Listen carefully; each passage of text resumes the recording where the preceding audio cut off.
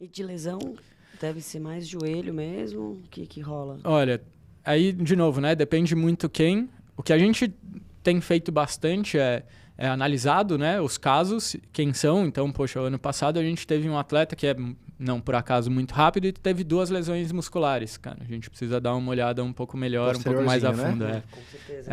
Uma posterior e uma de panturrilha. Então, cara, a gente precisa cuidar desse atleta, vamos cuidar bem dele, fazer as progressões bem com calma, que é algo que a gente precisa...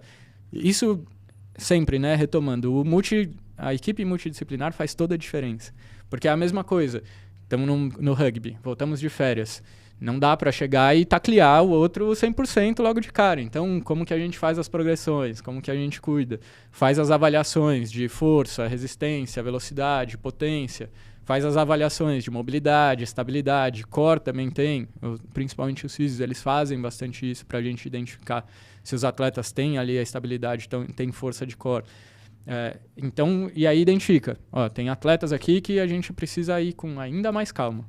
A gente sempre faz a progressão para que consiga chegar ali, né, na 3ª, 4ª semana no melhor possível e conseguindo de fato fazer tackle, fazer as velocidades máximas. É algo que para a gente de começo normalmente não faz. As 2 primeiras semanas, velocidade máxima é muito raro de acontecer e a gente tenta evitar. Porque a gente está fortalecendo ainda, está retomando os pontos. E aí depois, mais para frente, 3ª, 4ª semana, a gente já coloca um pouco mais. Então, tem esses cuidados que a gente tem que ter. E aí, retomando, ombro também é algo que acontece bastante. Uhum. Tem a LAC, né, acromioclavicular, que acontece... Esse eu machuquei. Não, Conrado, você... Não, mas eu machuquei no rugby. Então, isso... Deu aquela deslizadinha assim. De bater, né? De bater. E aí, então, é algo que acontece bastante, porque tem muita queda no chão, tem os contatos corpo a corpo, que acontecem bastante. Então, é algo que acontece com uma certa frequência. E algo que a gente tenta tomar muito cuidado, e cada vez mais, né? Acho que não só no rugby, acho que em todas as modalidades, é concussão. Que é uma discussão muito, muito recente, mas muito importante, né? Que tem que tomar cuidado, e aí muda-se, inclusive, dentro do rugby algumas regras para evitar concussões. E no rugby nem tem tanto... Mas tem choque de cabeça, mas não é como no futebol americano, por exemplo. É outra parada, né? Não, inclusive o tackle no rugby... ele só do tronco para baixo. Ele é só do tronco para baixo e você tem que fechar os braços. Teoricamente, o tackle no rugby é colocar gentilmente o seu adversário no chão. Gentilmente é 40 por hora, né? Gentilmente de cada um no seu formato. Mas é basicamente isso. Você encaixa o ombro, fecha os braços e derruba a pessoa. Então não existe... A cabeça, ela basicamente vai encaixar na perna e quadril da pessoa que está sendo tacleada. Então não é algo que se faz. Então não acontece tanto. Mas ao mesmo tempo, em algum momento ou outro, acontece de ter uma cabeçada e ter uma concussão. Não é algo normal, não é algo rotineiro, mas como acontece de vez em quando, a gente precisa tomar muito cuidado. Inclusive, é legal de ver que até no futebol, se você for pensar, das lesões graves, as principais são de concussão. Tem muita... Cabecear... Exato. Normalmente é quando, de fato, precisa entrar a ambulância, precisa parar o jogo. É porque, cabeçada e o cara tá desacordado. E aí você precisa tirar o atleta do campo, não tem muito o que fazer. Então é algo que a gente cuida bastante, até tecnicamente, porque isso faz muita diferença, né? O tackle é para ser desse formato, mas dependendo do nível que se joga, não se faz tão bonitinho, então precisa focar em como fazer tecnicamente bem a ação para diminuir o risco. Então isso pra gente é bem importante. Esse é papel do preparador físico? Olha, fica difícil, né, de falar. Por isso que eu gosto da ideia da equipe multidisciplinar. É papel também do preparador físico, é papel também do fisioterapeuta analisar como é feito, mas nesse caso, tecnicamente, é muito do treinador e da treinadora. Acho que entra mais nisso. Então tem que ensinar a fazer. O que a gente normalmente olha, se a pessoa tem mobilidade para fazer isso, se a pessoa consegue fazer bem esse movimento. Isso é um ponto central.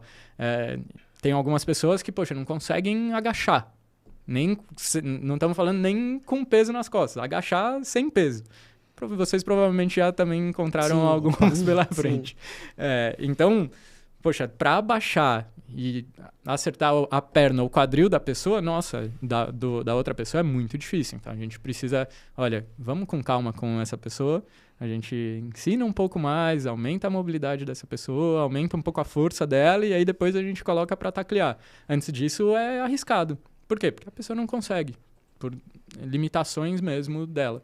Então tem o nosso papel, mas é muito do treinador e da treinadora, sim. Entendi. Ô Fê, só pra gente, nessa parte de lesões, só pra gente fazer um corte sobre isso. Se você botar numa ordem, quais são as 3 lesões mais recorrentes? Olha, LAC, a gente vai falar sobre lesões de ombro, né, com contato. Lesões musculares acontece bastante. Hoje a gente tem um controle muito bom disso e a gente teve uma certa diminuição ali, porque normalmente é muito por carga que as lesões musculares acontecem. E as lesões de tornozelo e joelho que... eu ia te perguntar de joelho. De tornozelo e joelho acaba acontecendo... Tem bastante travar o pé e o cara te derrubar e você rodar, né? Os LCA vão tudo embora, né? E nesse momento, isso é muito legal. Pra gente, por exemplo, isso tem acontecido muito menos por conta de técnica. Acaba acontecendo vez por outra sozinhos. E aí eu já quase machuquei o joelho também, só pra Olha completar aí. essa... No quase, corte, não foi. Meu pé ficou meio travado e o cara me derrubou e ele rodou. No final ele escapou na grama, mas foi Conseguiu sair. Mas se você tem uma técnica, normalmente isso acontece quando o tackle ele começa a girar. E aí o tackle girado normalmente é técnica ruim mesmo. E aí você começa a olhar e fala, poxa, precisamos melhorar um pouquinho da técnica. E isso hoje pra gente é algo que acontece menos. Teve até um joelho recente que foi sozinho, mas que foi no final do ano, já em uma outra competição, acúmulo de carga, muito mais pelo acúmulo de carga e acaba não conseguindo controlar na hora de mudar a direção do que pela pancada propriamente dito. Os tornozelos acabam sendo um pouco mais de pancada, de segurar um pouquinho. Os forwards, por exemplo, usam travas bem altas e às vezes travam um pouquinho mais. Então tem ali um outro trauma ali no tornozelo. Mas, em geral, são essas, né? A gente vai falar muito de ombro por pancada, muito de tornozelo e joelho. Nessa mesma lógica, um pouco por trauma, um pouco por pancada, um pouco por acúmulo de carga mesmo, que às vezes acontece e é complicado, dá muita dó, né, de ver isso acontecer, porque o atleta acaba ficando numa recuperação aí de 6, 8 meses, mas enfim. Uhum. E os musculares, né, que acabam, em geral, sendo algumas fissuras pequenas, muscular ou algumas normalmente é posterior de coxa, panturrilha. É isso, basicamente é isso. Principalmente os velocistas ali, a gente tem que cuidar bastante para que não tenham problemas. Entendi.